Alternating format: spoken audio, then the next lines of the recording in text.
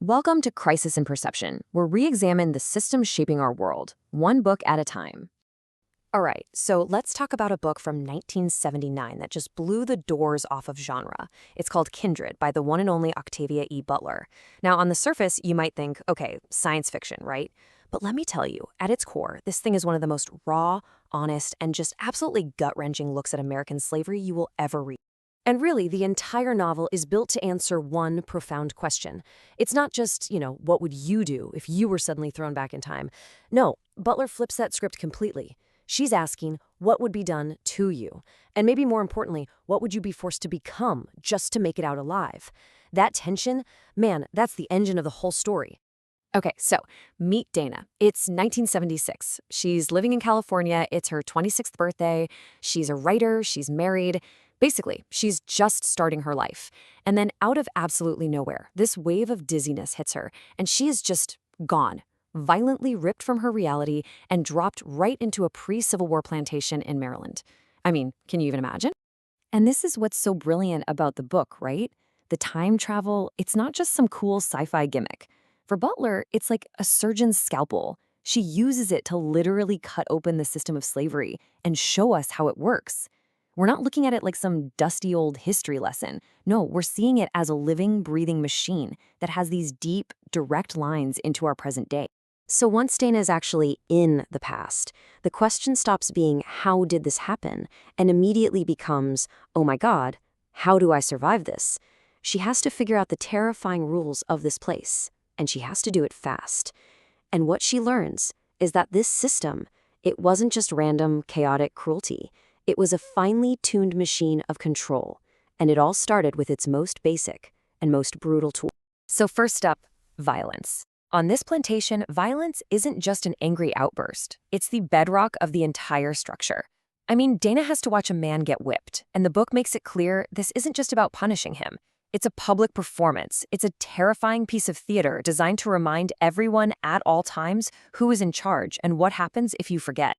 And this is what makes Dana's journey so powerful for us as readers. The abstract horror we all kind of know about, it becomes terrifyingly real. Just listen to this.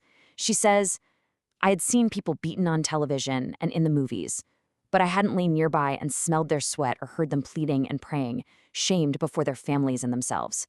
Wow. That's the difference, isn't it? It's the moment history stops being a page in a book and becomes a full-on sensory assault. So, if violence is the iron fist that holds the system together, dependency is the invisible chain that makes it self-policing. I mean, just look at the cook, Sarah. She seems to just go along with everything, right? But it's a cold, hard calculation. The master sold 3 of her kids, but he left her with 1. And her love for that one remaining child, that becomes a leash. It binds her to the system in a way no whip or shackle ever could.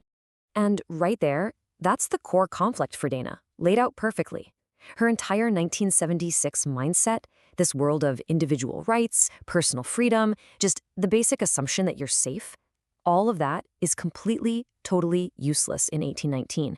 In fact, it's worse than useless. It's dangerous. Every single one of her modern instincts could get her killed.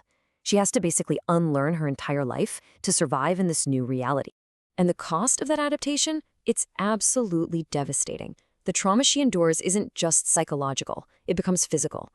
On her very last trip back to her own time, she loses her arm. It's literally ripped off, fused into the wall of her modern-day home. And that's not just some shocking, gory detail, it's the whole point. In a single image, you don't just visit the past, you don't walk through history without it leaving a permanent, physical mark on you. Which brings us to the book's most haunting idea. We've been asking how she survives, but the biggest question is, why? Why is she being pulled back to this specific time and place? Well, the answer reveals this truly inescapable connection she has to this horrible past. So she figures out that she's being pulled back every time this one person is in mortal danger. It's a young boy named Rufus, the son of the plantation owner. And then comes the big, horrifying reveal. This boy, this future slave owner, is her ancestor. Her life, her very existence, is a link in a chain that starts with him. And this is the brutal twist of the whole novel. She's not there to be a hero. She's not there to free the slaves or get justice. She's being pulled back again and again to save his life.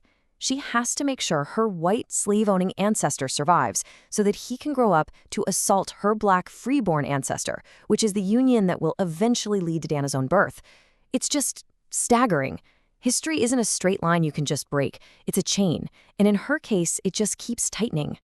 So when you put it all together, what's the big takeaway? Kindred does something just absolutely extraordinary.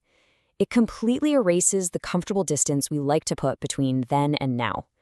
It forces you to look at the past not as some story that's over and done with, but as the literal foundation of our present. It's a living system, and its scars, its structures are still all around us. And in the end, that's the real power of what Butler did here. This quote says it all. The book is a journey designed to awaken something inside the reader. It makes you feel history in your bones. And it leaves you, a lot like Dana herself, fundamentally changed, and maybe forever marked by that connection to the past. For the full, long-form, deep dive into this book and its ideas, follow the link in the description. If you enjoy this kind of systems-level analysis, please like, subscribe, and comment with books or topics you'd like us to explore next.